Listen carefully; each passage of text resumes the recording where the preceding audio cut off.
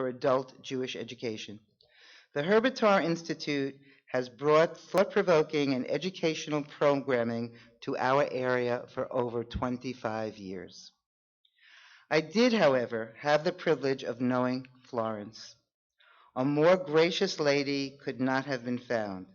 Her intellect and kindness were always in the forefront, whether you were discussing politics, religion, a good book, or just the weather. It was always a treat to talk to Florence. She was always a calming influence, and she even was able to keep my husband in check when they went on a solidarity mission to Israel. Oh, and might I add, if you got her started on her children or grandchildren, her face would begin to glow, and you could feel the deep pride and love that she felt for them all. The word lady is often used as a throwaway when people don't know how to describe someone and they just want to be polite. But it is a word that I use to describe Florence in earnest. She was elegant and poised, always sincere in her desire to bring intellectual development and openness and education to the community. I do miss her, as I am sure many of you in the audience do as well. And Arthur Goldberg, whose passing created another great loss for our community. Just as Florence was a true lady, Arthur was a true gentleman. When discussing a problem with him, whether it was related to the temple, the community, or the world, Arthur always took the time to analyze the situation and suggest a measured and well thought out solution. He was not a knee-jerk reactionary, and because he took the time to weigh all the options, I have to admit that his solutions and suggestions were generally 100% correct. Arthur's worldview was one that was dedicated to social justice, always remembering that all humans have a responsibility to help those less fortunate, whether socially, economically, or politically. Arthur truly lived by the words spoken by Hillel, "If I am not for myself, who will be for me? If I am not for others, what am I? And if not now, when?"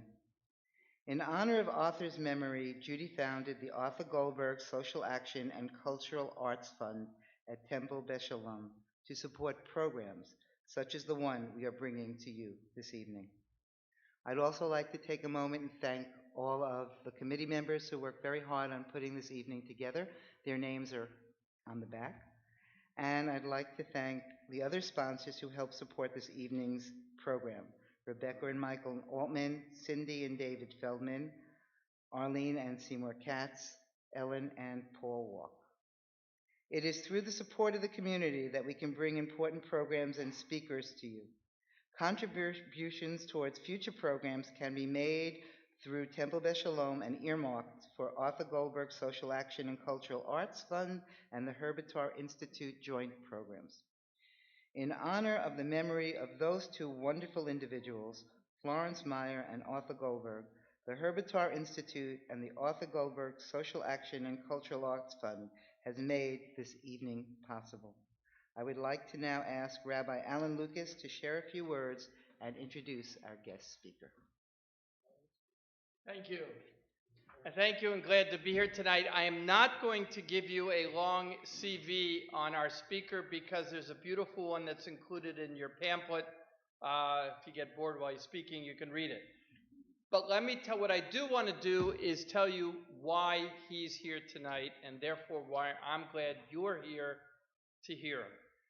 Rabbi Uram is a dynamic, charismatic, exciting teacher.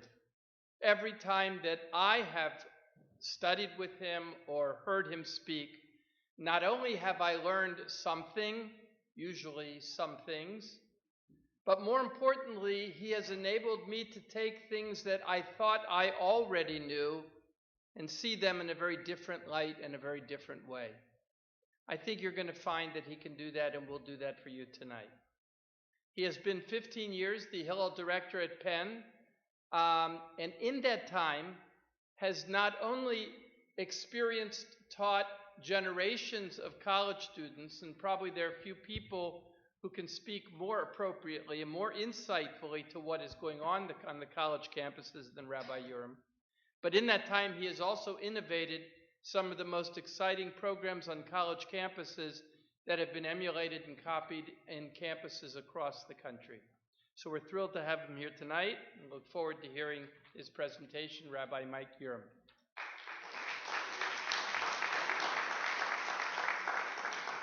Thank you, Rabbi Lucas, and thank you to Rabbi Allen. Rabbi Allen is a good friend, and Rabbi Lucas is like a legend in the conservative movement, and it's really nice to get a warm welcome. I used to read his stuff back when I was in rabbinical school, and when the invitation came, I couldn't say no. This is one of the great conservative synagogues that people know about all over the country, so it's exciting to be here with you. And I wish that we were talking about some more happy stuff than anti-Semitism and BDS on campus, but we're gonna deal with some of the darker pieces of it, and then we're gonna get to some happier, more optimistic views. Also, I promise we will not leave on a dark note tonight. Good? Okay. So I'm gonna start out up here. I have a handheld mic also. I'm gonna come down at some point. We can do a lot of Q&A, but I want to frame a couple things that I'm gonna try to do today. I don't want you to be angry at me. And I don't want you to shut down, but I'm going to try to push a little bit because I think that there is a dramatic misconception instead of misconstruing what's really going on campus. And I know that your first impulse is going to say that I just don't know, or I'm just liberal, or I'm just naive about it, but I really think that if we can put aside what we think is happening and see what's actually happening, that it will better inform the strategy about how to address those things, and B, I think it gives a lot more hope and a way to move forward. So I want to tell a few stories to begin with. This is a true story. A few years ago, we had a fundraiser for Penn Hillel in New York. We decided to call the fundraiser, the title on the invitation was, "Is it still safe to be pro-Israel on campus?" And as you can imagine, we had more people show up than in any fundraiser we've ever had. The apartment was packed. It was a gigantic, beautiful apartment on Park Avenue. And everybody in the room was ready to hear some terrible, juicy story of anti-Semitism on campus. And we picked a few student leaders, and they were ready to tell good stories about things that were happening on campus. And an amazing young woman gets up, and this is the story she tells. She says that when she was a sophomore, she was staffing the pro-Israel booth during the freshman activities fair on campus, and that they were seated next to the SJP chapter, the Students for Justice in Palestine chapter. And that the pro-Israel kids looked at the SJP kids, and the SJP kids looked at the pro-Israel kids, and then, you're baby killers, you're supporting an apartheid regime, you're racist. And the story she told that night was that those students got up, went to a university administrator, and said, "We don't feel safe sitting next to these pro-Israel people." And the university administrator's response was to move the pro-Israel group far off to the side of the activities fair. And I'm the Hillel director. I'm sitting at this parlor meeting. Everyone's riveted. And I'm thinking, I've never heard this story before. I don't deserve to have this job. I should fire myself.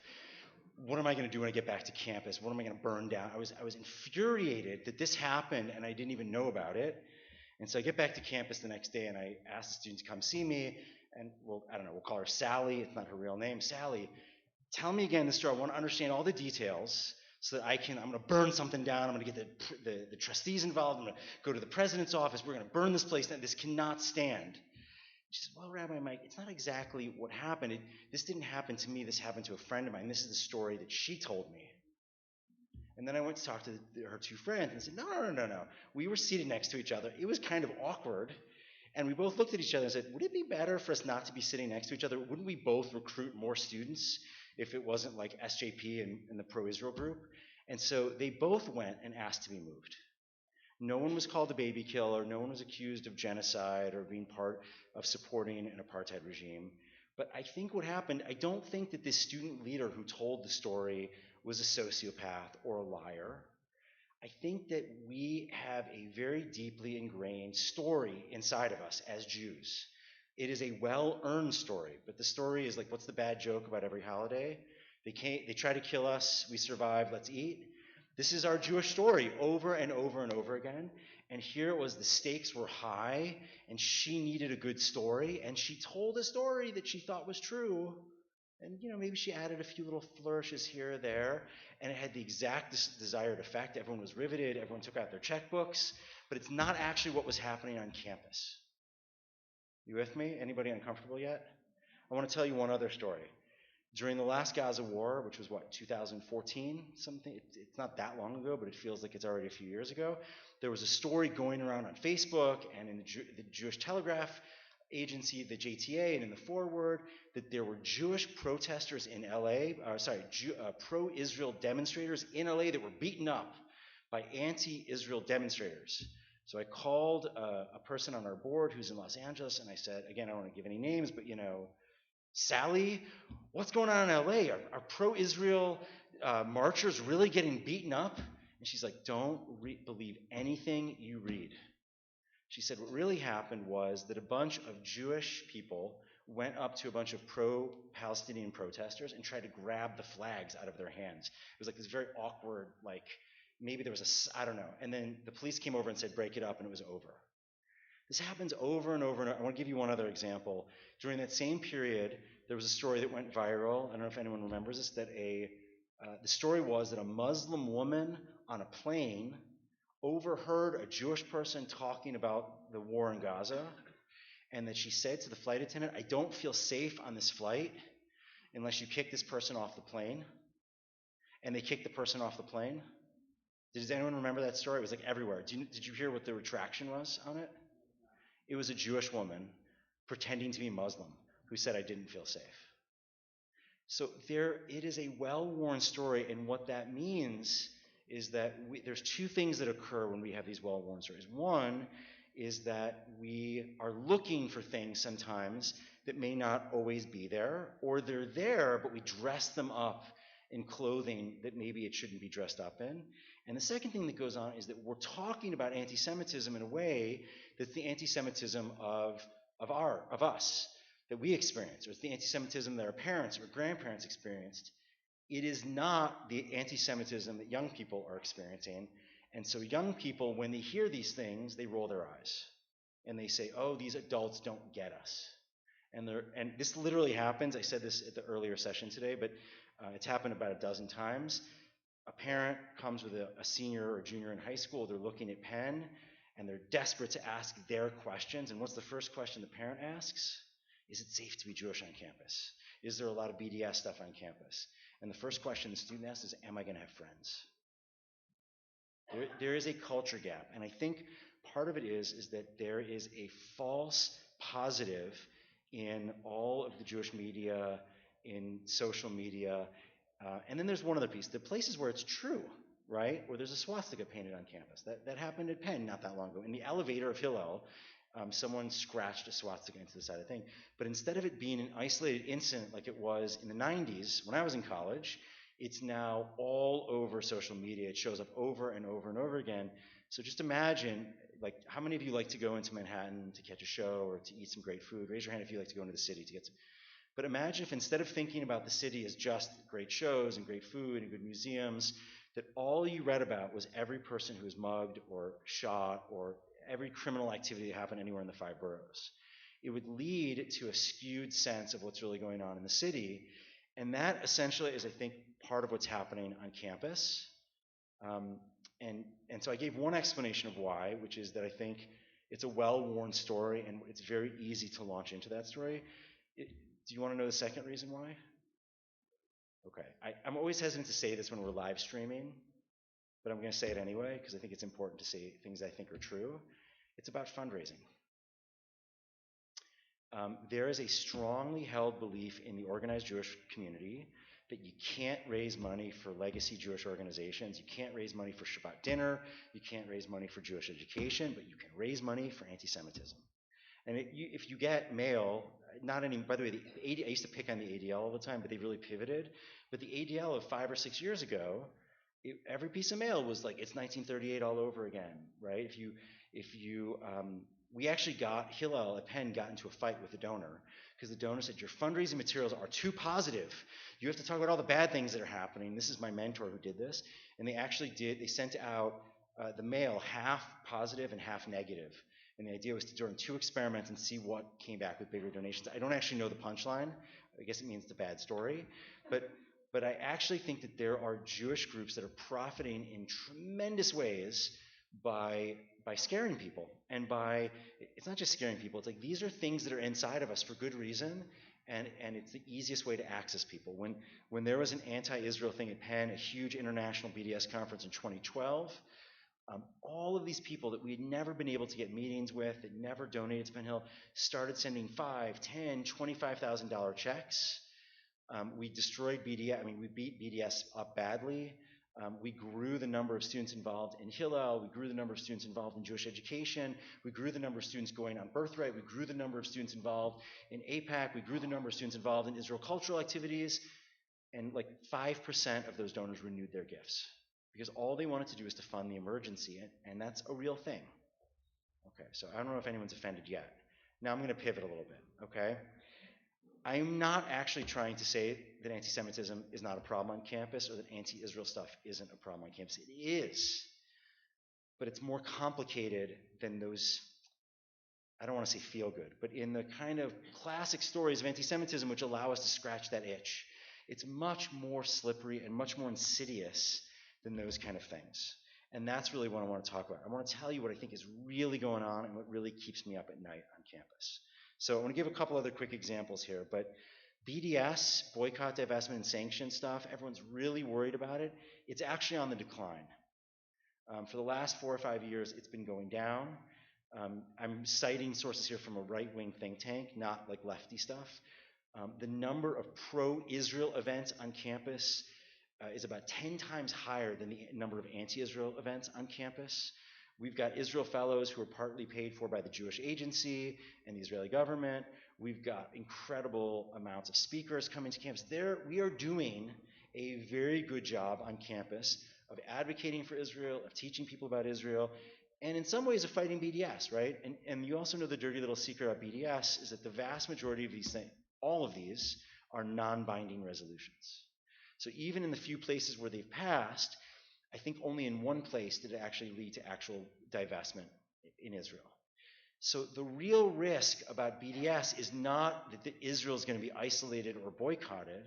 The real risk is that Israel becomes radioactive on campus. The people who aren't paying attention, who don't really know what's going on, they just think, oh, Israel's controversial. I don't know much about it, but Israel's the aggressor. That's where BDS wins. But again, if we think it's 1938, like the Jewish boycotts in Germany, then our response is that kind of response. But if we can figure out that the way BDS wins is by demonizing Israel, then sometimes, ironically, the response might actually be to ignore it. At Penn, for example, there are 10,000 undergrads and 13 students active in Students for Justice in Palestine. Every time Hillel stands up and says, don't boycott Israel, Israel's not an apartheid state, the vast majority of people on campus are like, wait, is there a debate about Israel being an apartheid state? Oh, I guess there must be 2 sides to that. They didn't even know it was a thing. The student group that was anti-Israel didn't have the platform to make that point. And by us over-responding, we actually give them a bigger megaphone than they ever would have had on their own. Again, when we misconstrue what's going on, we can't figure out a good strategy to fight it. You guys with me so far? Okay. Can we talk a little bit about what I think anti-Semitism actually is and what keeps me up at night? And then we'll either take questions at that point, or maybe I have a few ideas about ways to really battle this stuff. Good? Okay. So there's some great books out there now about anti-Semitism. Has anyone read Barry Weiss's new book that just came out? She's a columnist at the New York Times. It's called Fighting Anti-Semitism. It's great. It just came out like in the past couple of weeks. Deborah Lipstadt came out with a new book. There's a great book called Anti-Judaism in Western Tradition by a professor at Nuremberg at University of Chicago. I'm going to draw on some of their stuff as I talk about this stuff. But the first is I want to borrow from Dara Horn, who is a novelist and writes for the Jewish Review of Books. And she coined this terminology. There's 2 types of anti-Semitism in the world, and there's always been throughout history. There's Purim anti-Semitism and Hanukkah anti-Semitism. Purim anti-Semitism is the easy one to spot. It's when a leader calls for the annihilation of the Jews, and the government and the powers behind the government are trying to literally kill and hurt Jews. This is Hitler, right? This is the people who shot up the guy who shot up the synagogue in Pittsburgh. This is the alt-right. These people are easy to call out. They're easy to point out. They are preaching hate. They seem uneducated, and they're easy to hate. It's easy to hate David Duke, right, for his views. But the other kind of anti-Semitism, which she calls Hanukkah anti-Semitism, this is the slippery kind, right? Hanukkah anti-Semitism is the host society where Jews live make a deal, an unspoken deal with the Jewish population. If you give up all of your Jewish distinctiveness, you give up your weird Jewish ideas, you give up your Jewish particularism, you give up your commitment and connection to the land of Israel, you give up your idiosyncratic habits of talking with your hands, if you act like a normal person, we'll accept you. And then what happens is a huge number of Jews do that. That's a pretty good trade, right? All I have to do is name myself, name my kid Mike and send him to public. Like that was actually my grandparents were German Holocaust survivors. That was their whole gestalt.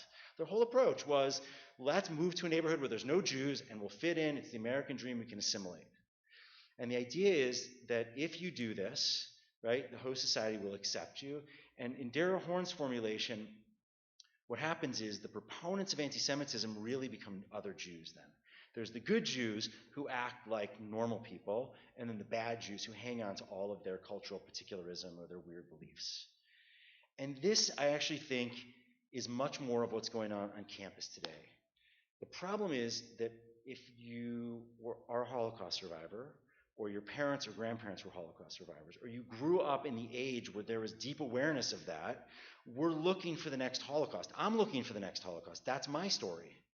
But the problem is we're not in a moment of Purim anti-Semitism except for the crazies on the right? Like the kind of white nationalists.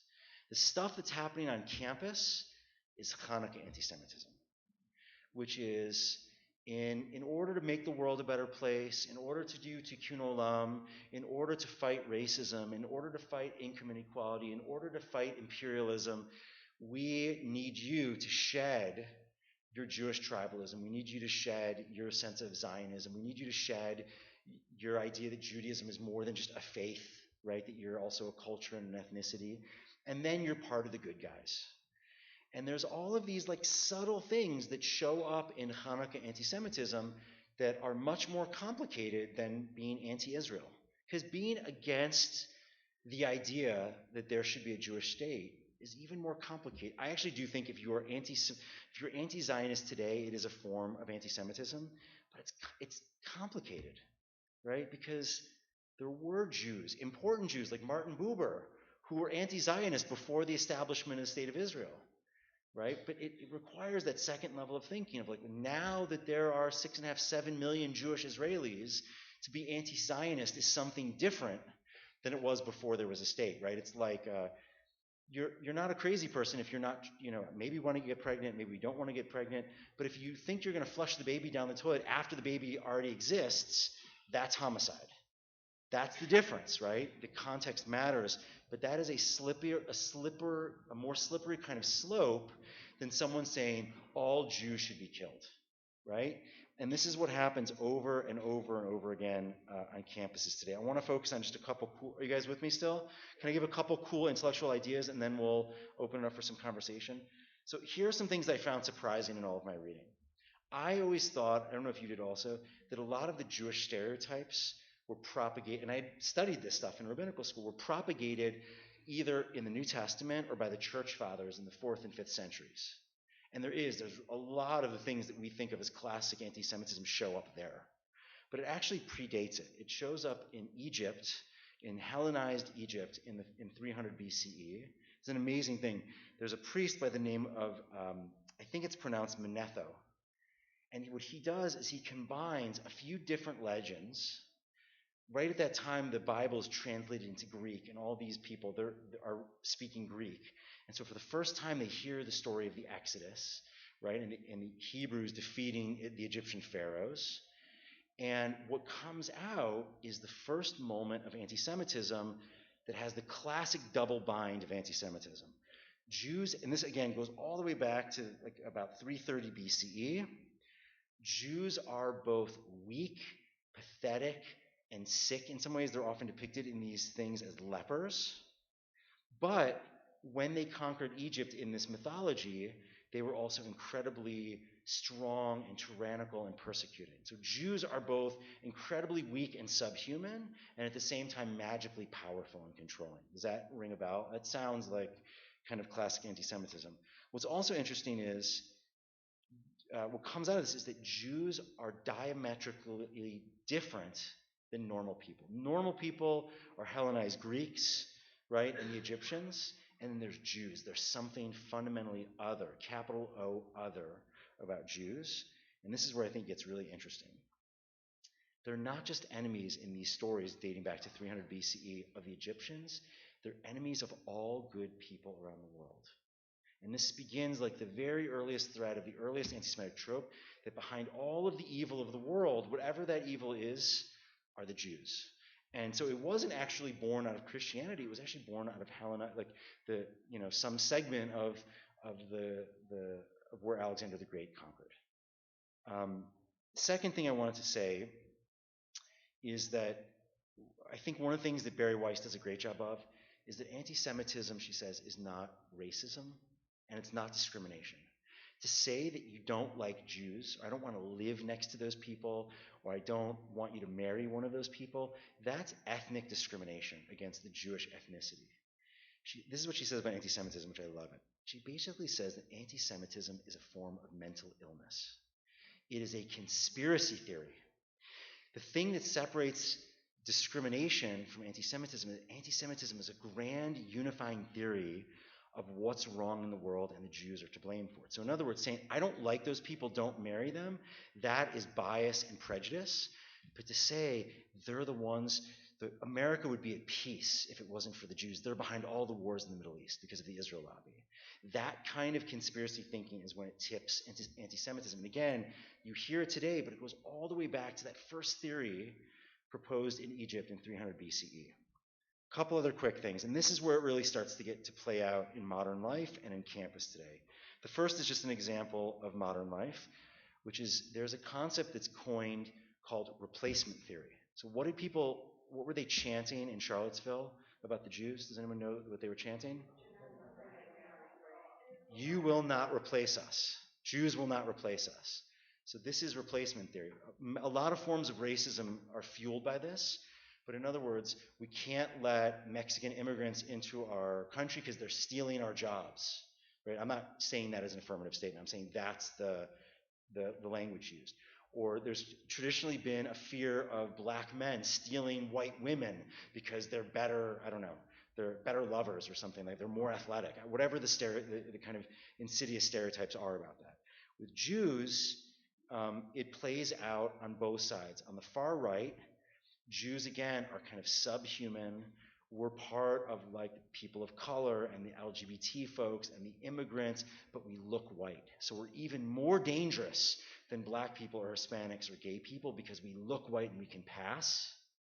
And on the left, we're all coming to replace the good white national power of classical America in this scenario. And on the far left, it's also replacement theory. Here the replacement theory plays out a different way, which is you're white and you can pass. How dare you complain about being persecuted or being marginalized because you're white? And not only are you white in this thinking, you're the whitest white and the most privileged. So if we're rejecting white privilege and structural privilege to protect minorities and people who are traditionally marginalized, Jews are betrayers of the class system because you think you're a minority, but really you're the whitest and the richest and the most empowered and most overrepresented. Jews, again, in that conspiracy thing, become the kind of quintessential orchestrators. We control the universities and all the money. That's why there's so many Jews on campus, right? But here's how we become replacement. This is an amazing story that Barry Weiss tells. The New York Times runs an article, and it says that Jesus was most likely a Palestinian man of color. The term Palestinian or Palestine didn't exist in the time of Jesus. It was called Judea. After the Bar Kokhba revolt, the Romans renamed it. Other things eventually took on the name of Phoenicia and the Philistines. So it was a mix of the Philistines and the Phoenicians, and ends up into Palestinians, right? But he was a Jew. So what she points out is what the mistake that the New York Times made is that they assumed Palestinian was a synonym for indigenous, right? In other words, he wasn't a white European guy, right? Like all the pictures show, he was probably a Middle Easterner. They should have said a Middle Easterner, right? But instead, they said a Palestinian. But so this is what it means, is that real minorities, like black people, gay people, people who are not able-bodied, people who are people of color, those are the real minority. Those are the real oppressed people. Jews are just trying to replace those real minorities. The real indigenous people are people like Jesus, who are Palestinian, or Muhammad, who's a Palestinian, I don't know, right? Before there was such a thing of that. And we're the fake Europeans who are trying to steal someone else's land. And so again, replacement theory is playing out in a very scary way. Okay, last idea I want to throw out is, are people familiar with intersectionality? Okay. So does anyone want to throw out, like, anyone know the origin of intersectionality? I was totally wrong until yesterday. I want to just throw that out there. I looked it up and really did some research. But what does intersectionality say? What is it? Okay, so I'll define it. I guess I do have the microphone. It's easier for me to say it. But this is me trying to usher in the conversation that's going to come next. The way that I've always heard intersectionality told is that intersectionality originally came from feminist theory, which was that all oppression is linked, because it all really emerges from the same thing, which is patriarchy, colonialism, sexism, misogyny, and that all oppressed people are linked. It's intersectional. So the way it's used on campus today is to say that the Palestinian who has to go through a checkpoint is just like the illegal immigrant in America who has to sneak into America, because of there isn't immigration reform. Or the Palestinian in Israel who's being arrested and held without a charge in the West Bank is just like mass incarceration in America. And the truth is, is that what, has anyone heard a different origin than from feminist theory and the definition that I just gave? Are there any lawyers or law professors in the room? Okay, so the real origin of the term actually is from a woman by the name of Kimberly Crenshaw in a Law Review article in 1989. It does not mean what we use it to mean today. Intersectionality, she was talking about a case where General Motors was being sued for discrimination. It was the group of people who were suing General Motors were black women. And basically GM said, you can't say we're discriminating. We've got black people. There are all sorts of black men who work on the line, and you can't say we're discriminating against women because there's all these women who are secretaries. And so she, in looking at this lawsuit and how GM won, I believe GM won the case, said you can't just go by individual boxes, that sometimes if you are a minority that is persecuted or marginalized, sometimes the multiple boxes create a new kind of discrimination that is intersectional. And that black women at GM were facing something different than just black people or just women. That was the original intent of it. And by the way, even if it's the secondary intent of it, there's something powerful and useful about that idea. There is a linkage between all people who are oppressed. But what's happened, and this is something that shows up on campus a lot, replacement theory doesn't show up a ton. It shows up a little bit in the sense of like you're trying to replace the real victims. But intersectionality does show up a lot.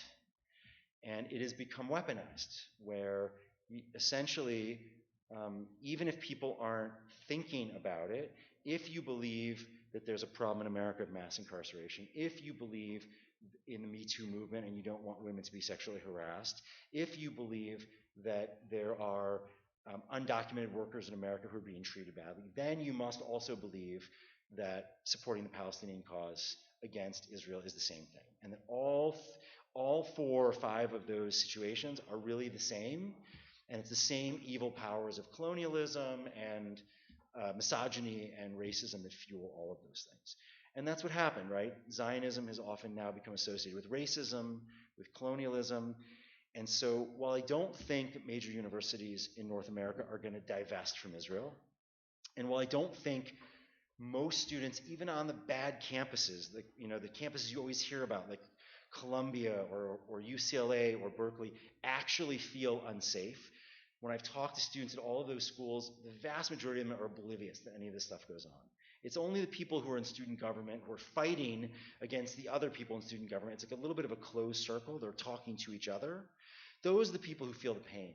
But the vast majority of Jewish kids on campus, they actually feel like they own the place. And they have bought into the idea of white privilege, which is a real idea and is an important idea, I think, for all of us to grapple with. But they've bought into it in a place where they feel like, listen, it's not bad to be a Jew. Like, I don't have anything to complain about. Why should I be calling out anti-Semitism when there's real stuff out there? Like, there are black people getting shot by cops, and like, okay, fine, so some professor has an anti-Israel bias. It's not that big of a deal. So what keeps me up at night is not that there's going to be a major divestment or that students feel like they can't be Jewish or feel safe being Jewish or even feel safe being pro-Israel. What worries me is that in the absence of knowledge, people start to make these like strange connections and comparisons where the only things they know about Israel are things that are skewed and out of place, so and hyperbolic. So I want to just give two examples of where this stuff can end up in weird ways. Did you guys read any of this? Elie Wiesel was gone after when he died by people who kind of espouse intersectionality. I don't know if people caught this. One of the people who went after him was Reza Aslan, who up until this point I really liked. Reza Aslan, he's Christian but grew up Muslim. He's written a bunch of books and he's kind of a public intellectual. He's very charismatic. But basically, Reza Aslan was calling him out for saying, how can you say never again while the Israelis are doing this to the Palestinians? Right? And Elie Wiesel was a consummate supporter of Israel. That's actually not the really crazy one. Here's the really crazy one. This is a story told in Barry Weiss's book. She said that they were talking, a friend of hers' kid related this story, that in an English class, they were talking about Elie Wiesel as a novelist, and someone says, he's privileged. And the professor said, what do you mean he's privileged? He's a white, cisgender, heteronormative male, able-bodied male. He's privileged. That is it's insane, right? Like, it totally divorced. At Tufts, supposedly, there was a moment where there was a program called Moral Voices, and it was about genocide, and there were protests, a small group of students, crazy people maybe, but they said, what do you know about genocide? You in the Jewish community, white, rich, powerful Jew, right? At Brown, there was a situation where, same program actually, Moral Voices, wanted to bring, not Caitlyn Jenner, but something Cox from Orange is the New Black, Laverne Cox, because it was hot. It was the year that Caitlyn Jenner transitioned, and it was just about transgender rights. Students for Justice in Palestine said this is pink washing. Do you know what pink washing is? It's the accusation that Israel talks about its gay pride parade in Tel Aviv to whitewash, to pink wash the oppression of Palestinian people in the West Bank and in Gaza. And because some of those Palestinian people are LGBTQ folks, Israel has a bad record. So even though Israel is basically, up until recently was more open than the United States, and even though I think the current statistic is that only 1% of Palestinians in the West Bank support gay rights and gay marriage, Israel is the oppressor when it comes to LGBT rights. But the story is they protested, so Laverne Cox withdrew and didn't come to campus. She said, I don't do Israel-Palestine stuff. I don't need this in my life. And then people kind of wrote angry letters, and the president of Brown spoke out against SJP, and the op-ed that was published basically, that's what we'd expect from you because you're in bed with all the moneyed Zionists. So think of the theory going back to the 3rd century BCE. Think of everything we know about Christian anti-Semitism. Think about that definition of anti-Semitism not as discrimination, like we can't get a job or we're getting roughed up by cops, but anti-Semitism as a conspiracy theory that sees Jews as the worst of whatever is considered bad in the current society. We're the worst of the capitalists. We're the worst of the communists. Right? That's where you start to see this, right? Barry Weiss points out that there actually, I did not know this until yesterday, there have been dramatically more hate crimes against Jews since 1995 than any other religious group in America. And in the past 3 years, There have been 70% more hate crimes against Jews than any other religious group in America. And yet, if you would have asked me which group is most at risk, I would have said Muslims. Post 9/11, because of the Muslim ban, right, because of all the stuff that showed up after the Trump election, she's pointing out that those kind of blind spots are the kind of Hanukkah anti-Semitism. It's very slippery. It doesn't have a face. It doesn't have a name. It's not easy to hate. And it often shows up by just very slight obfuscations, very slight twisting of things that seem righteous or that are righteous, right? Wanting to end racism in the world is righteous. Wanting to make sure that people aren't incarcerated for no reason is righteous. Wanting to make sure that people who are hungry and don't have jobs and don't have security are taken care of is righteous. Yet it gets wrapped up and mixed up in all this stuff, and it just starts to morph into something else.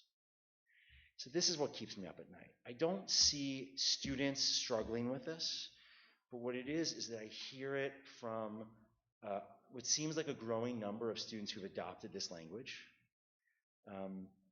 What keeps me up at night is university administrators, many of whom have PhDs but aren't working as academics, and their just default is to like parrot this stuff. Well, you guys had Dershowitz, this literally happened, you guys had Dershowitz come and speak, so they're allowed to have a checkpoint on the main thoroughfare of campus. Like, it's very sloppy, right? Dershowitz, you may hate Dershowitz, I don't know, but like public intellectual Harvard Law professor in a closed space versus guerrilla theater on Locust Walk where you can't avoid it. Totally different things. There was a group on Penn's campus that wouldn't co-sponsor with Hillel because it made their Muslim students feel uncomfortable. Now, we talked to them, and they were like, oh, that's terrible. We were not thinking clearly, right? These are not people who want to hate Jews or hurt Jews. They think they're just adopting righteous values, but it's really something much more complicated. So this is, I think, where I want to stop. I do have some more positive things, but let's talk back and forth a little bit. I want to get kind of questions and comments. And is it okay if we try to... Can you guys... So what I'd like to do is I'll repeat the question, but I would like to just have it be a little bit more intimate, if that's okay. Check, check. Is everybody feeling okay, or are people just super uncomfortable? I can't... They're just getting ready for Monday and Tuesday, but they'll have to be in this room for many more hours. Hi, I'm Jeff Meyer, son of Florence Meyer, and I thank you on behalf of the Institute and everybody here for your stimulating thoughts and for the work you do with our kids on the college campus, including my son at Penn. I think liberty, the first question, I'll pass the microphone around. Many of us have children post-college age of a liberal bent and are susceptible to what you call the Hanukkah anti-Semitism. And this leaning in the absence of a solid historical background in the tribulations of Israel, historically, since its founding in 1948, make them susceptible to the BDS siren song. What 2 or 3 talking points, simplified, not intersectionality theory, can you impart to all of us to bring home to our kids and talk about? It's a great question. That's like, can you guys hear me okay? That's like the punchline where I wanted to get to. So I think,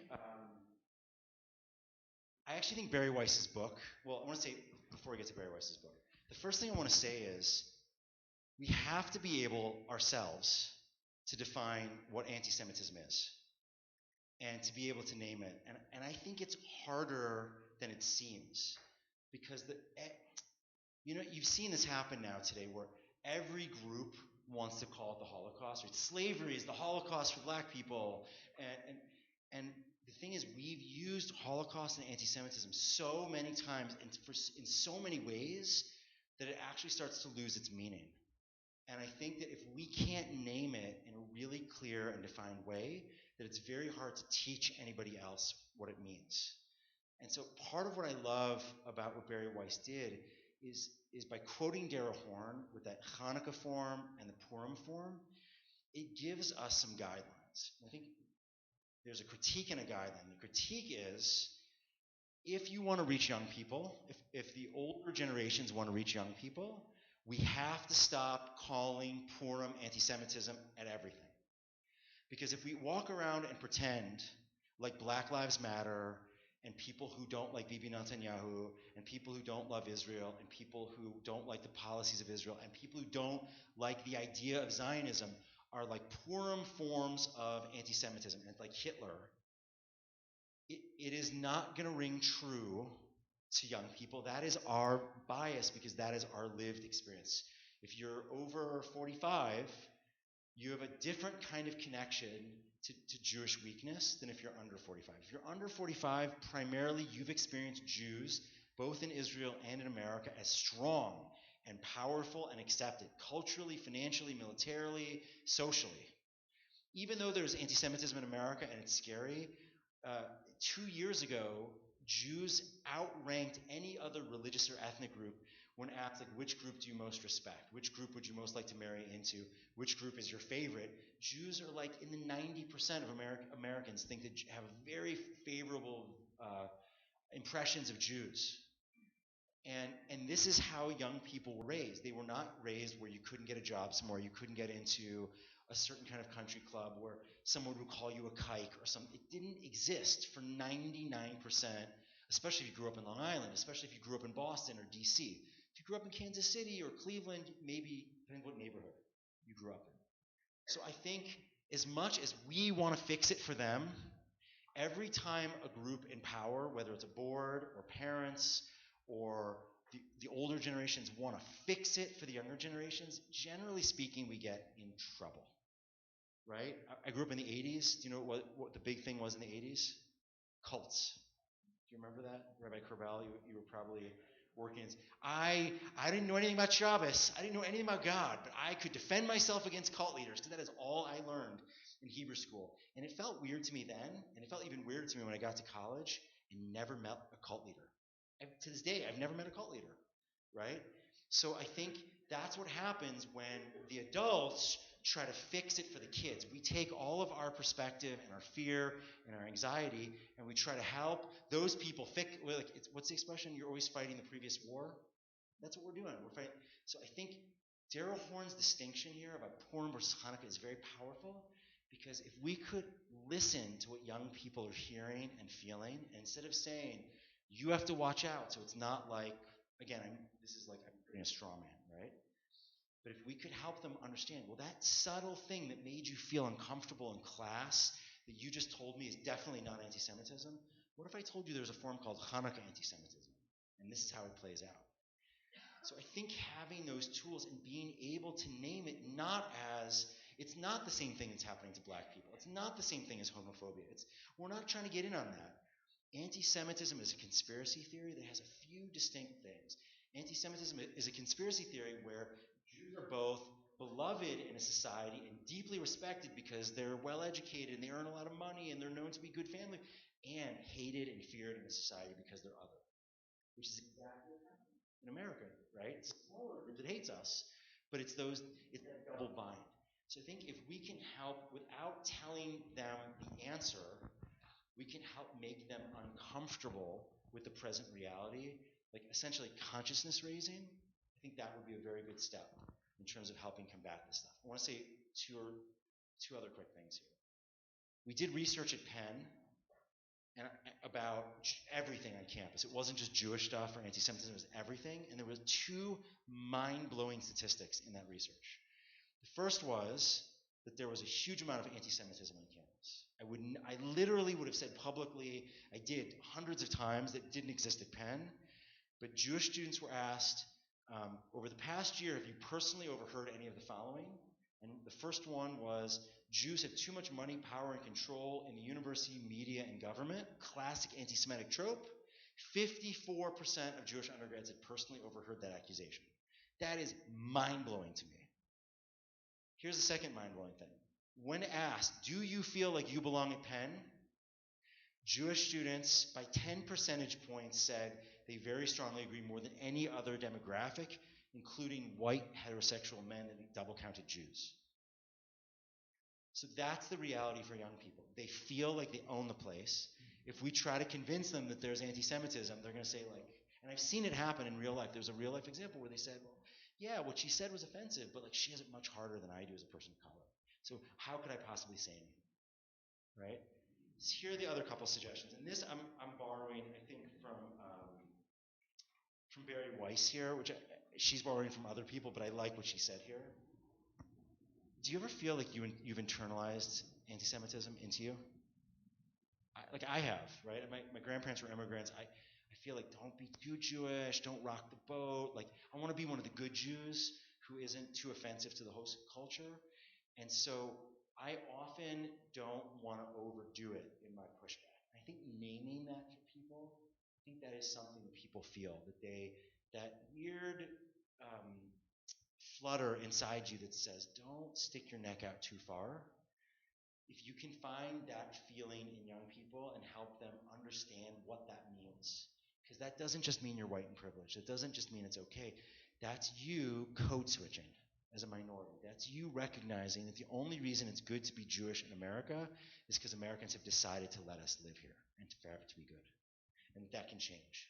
The second thing she says, which I love, is that we shouldn't ask ourselves to do something that we would not ask another minority group to do. So, for example, if you wouldn't ask someone of color or a woman or an LGBT person to just don't take it so seriously. It was just like they didn't mean to say like, oh, I'm going to say something offensive. Is that okay? Just as an example, like if someone in a meeting says like, oh, like don't be so. They're all too offensive. I don't want to say any of them. That shirt looks really queer on you, right? And then the LGBT person in the room says like, I'm really offended by that. No, they didn't mean it. They didn't really mean it as anti-gay. They just meant that it looked strange. Right? Most of us today are woke enough that we would not ask an LGBT person to endure that. You'd say, listen, Bob, you can't say that in a meeting. Like, that's not how you talk anymore. If we're ourselves forcing ourselves to endure certain kind of weird Jewish jokes or weird Jewish connections or hints at conspiracy things that we would never expect another minority group to endure, that's another symbol. And I think, again, raising that consciousness, and I've done this, there was a meeting I was at where a young Palestinian woman said, I'm not anti-Semitic, I have Jewish friends, I really do, and I love Judaism. But there's so many of you, and you're all so rich, and you're loud, and like Hillel's so big and beautiful, and there's so many professors, and the president of Penn is Jew, and there's so many people on the Daily Pennsylvanian staff that are Jewish, right? Like literally every anti-Semitic dog whistle was just blown, and the Jewish students were like, oh yeah, it must be really hard for you to put up with all of us. But just transpose that to any other ethnicity. I'm not racist, I have lots of black friends, but you're also, fill in any word, even if it's complimentary, right? You get fired. And yet those Jewish students were perfectly happy to endure those things. So I think, demarcating that, I think is a good thing. And here's the last piece. I think this is like a great one here. Well, there's two more. Did anybody read John Lennon and the Jews? No one seems to have read it. It's a great book. It's a very funny book. It's by a guy named Zev Magen, I think is how you say his last name. He's actually originally from Philadelphia. He basically, is that how you say it? Megan? Okay, Zev Magen. So he basically says, if someone calls you a pig, do you hold up signs explaining demonstrably all the ways that you're not a pig? No, but that's kind of what we do when people say things about Jews or about Israel that aren't true. We try to say, well, Israel's not an apartheid state. Apartheid is defined in the Oxford English Dictionary, right? Like, as opposed to just like standing up with confidence and saying, you're lying. That is a lie. Lies are dangerous because societies that accept untruths die under these fantasies. I care enough about our school, I care enough about this class, I care enough about this country to not let lies go unchecked. So I think that is one real way to stand up, not to get into, well, it's really complicated, I know it is, right, but to just say it. And here I think I probably buried the lead as the most important thing. So there's like rock solid, airtight data about if you want young people to be pro-Israel, there's one intervention that works more than any other. What'd you say? So, even more than sending them to Israel. Being Jewishly active. Because they won't usually go to Israel and sign up for that trip unless they have. But I actually think that the way we really help young people change is to go deep on Judaism.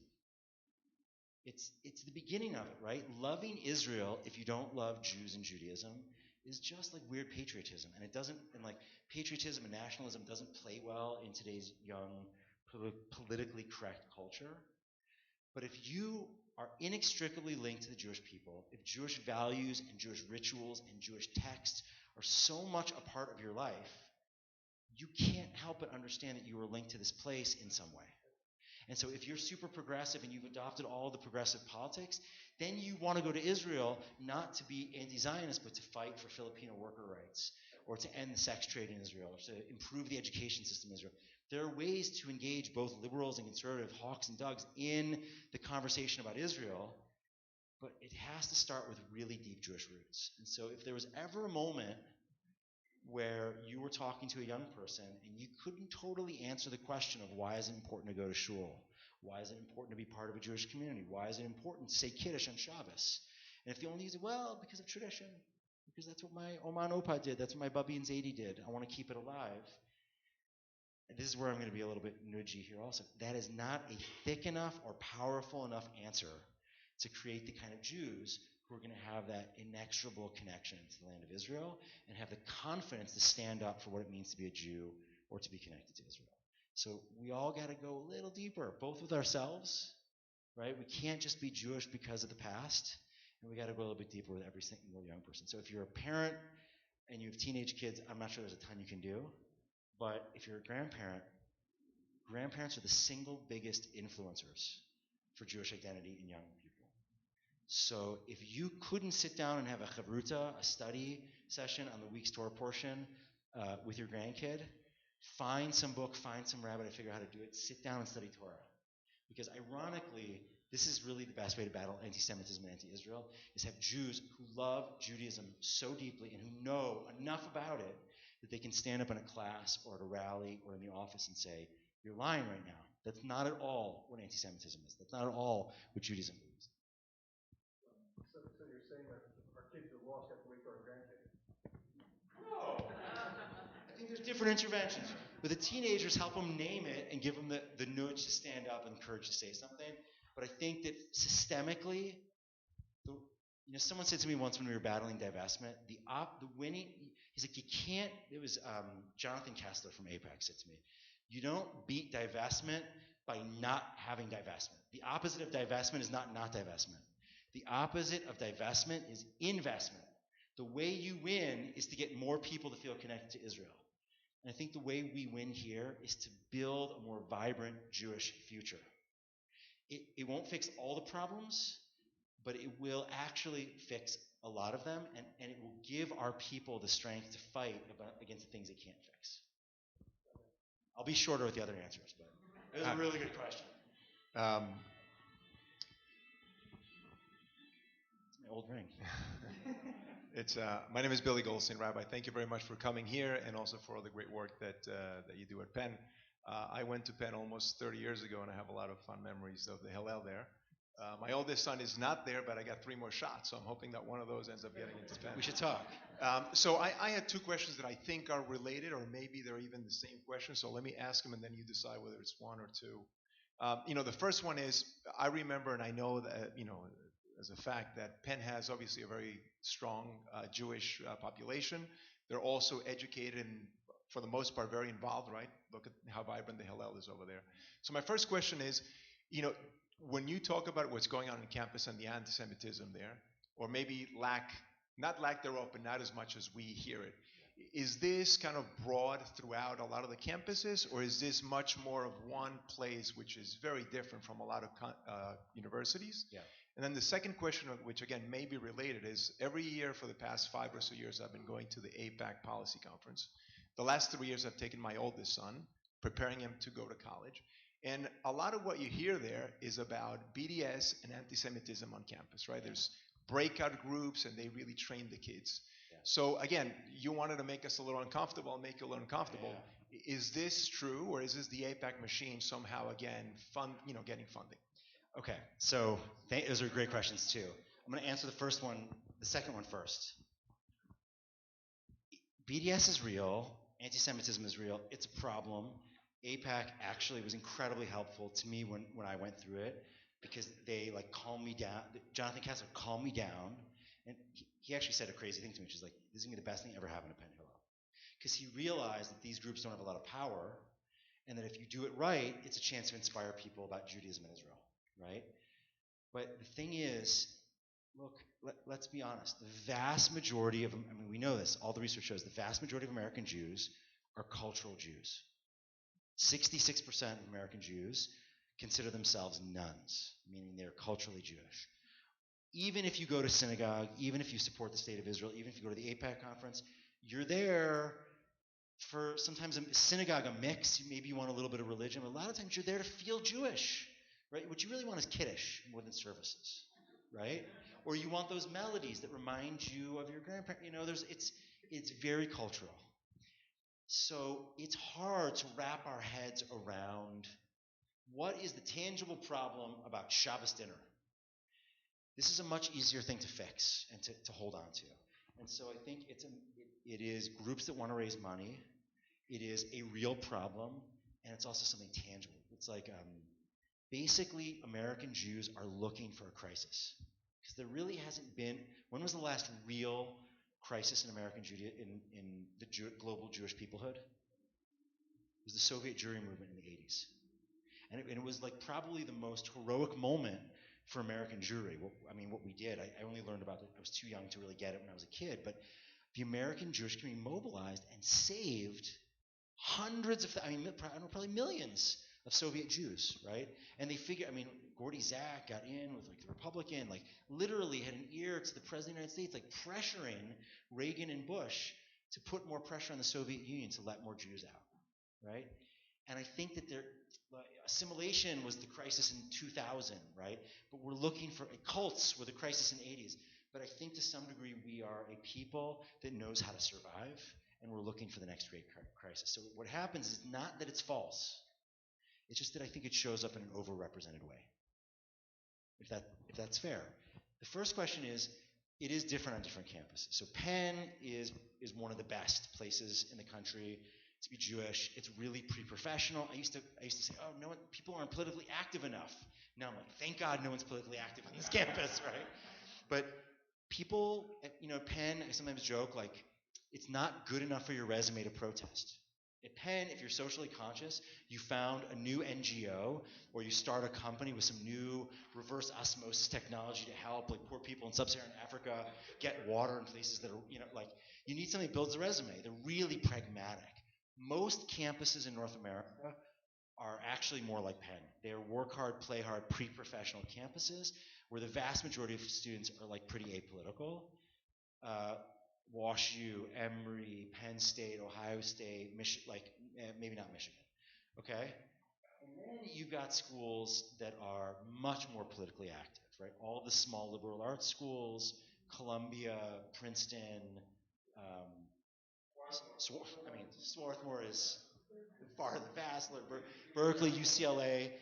And sometimes what's also misconstrued is like in Michigan, a lot of the people instigating aren't students.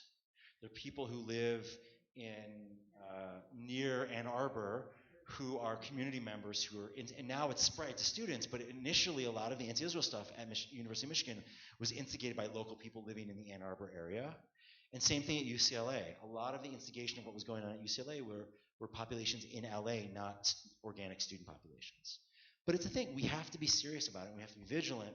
But what I want to do is to be able to name it the real thing so we don't use the wrong strategy. When it's really a threat, let's fight. When it's not a threat, let's outclass, outrun, and one of the things, like the other piece of advice I have is like, we got to get out of our bubbles. The best way you said the best way to get Jews to feel connected to Israel is to send them to Israel. The best way to get people to understand Israel is to send them to Israel. There's now campuses all over the country are doing this. We're in our second year. We send 25 progressive and slightly anti-Israel students to Israel every year now. The data is unbelievable. They come back understanding it's way more complicated than all of those caricatures in the media or they learned about in their class. And they're inoculated from the kind of Hanukkah anti-Semitism or the kind of caricatures or simple solutions, like if you just boycott Israel, there'll be peace. It doesn't matter where you're on the political side of things. It is just, if it was simple, it would have been solved. It is more, and I'm not trying to say like don't do anything, but there is a lot of stuff on both the Palestinian side and on the Israeli side that makes it more complicated than just blaming one side or the other. So there are ways to do this, but I just think that it's our media makes it seem like it's everywhere more than it really is everywhere. Just looking at the clock, and I just want to thank Rabbi Uram for coming. If you want to hang around and ask another couple of questions, you'll hang around for a few more minutes. One note, if you'd like to support programs like this, the Arthur Goldberg Fund is taking donations. And we don't want to scare you into giving donations with anti-Semitism, right? But we would be very grateful to have more donations to that fund so that we can continue to bring folks like Mike and others for these kinds of great events in the future. Can I just end on a positive? Yeah, Can please. we end on one positive note, though? I just want the final word here, because I've had the beginning and the middle also. This is why I'm hopeful, though. If you go to any campus, for real, especially if you come to places like Penn, what you will see is not young, naive people who are afraid, who need to be rescued. You will see incredibly ambitious, creative, passionate people. To some degree, we're not going to be able to figure out the answers. They're going to figure it out. They're going to teach us the way. And if you just go to campus, what you will see is the future of conservative Judaism, the future of Orthodox Judaism, the future of Reform Judaism, new ways of falling in love and connecting to Israel in ways that we can't even think of. And it's not just in some places, it's everywhere. The great hidden statistic in the Pew study of 2013, right? The Pew study was cited that affiliations dying, in marriages dying, everything's bad. There was a hidden gem in that study. 94% of American Jews feel very positively about Judaism. That's double what it was in the 80s. The rejection that we think we're seeing is not a rejection of Judaism. It's a rejection of the status quo of Jewish institutions. Young people actually have a default belief that Judaism is cool and valuable. Multiculturalism has made it that nobody wants to be vanilla. So young Jews want to know what their Judaism and their Jewish roots has to say. We just need to stop worrying about Jewish continuity long enough to actually give them a Judaism that's compelling and the depth to actually learn how to live it. So I have a lot of hope. And if you're ever feeling down, just come to a campus and you will feel hope also. Shkoach. Thank you, Rabbi Uram, for being here. The Goldberg Fund is taking donations. Herbert Tarr is taking donations. You can talk to all the various people who are connected to that. Thank you to Ellen and Wendy and the whole committee, Andy and Ann and Pearl, whoever else was on the committee. I guess I was on the committee. Thanks for coming. Have a wonderful evening. Shana Tova. Minyan tomorrow's at 6:45. Good night, everyone.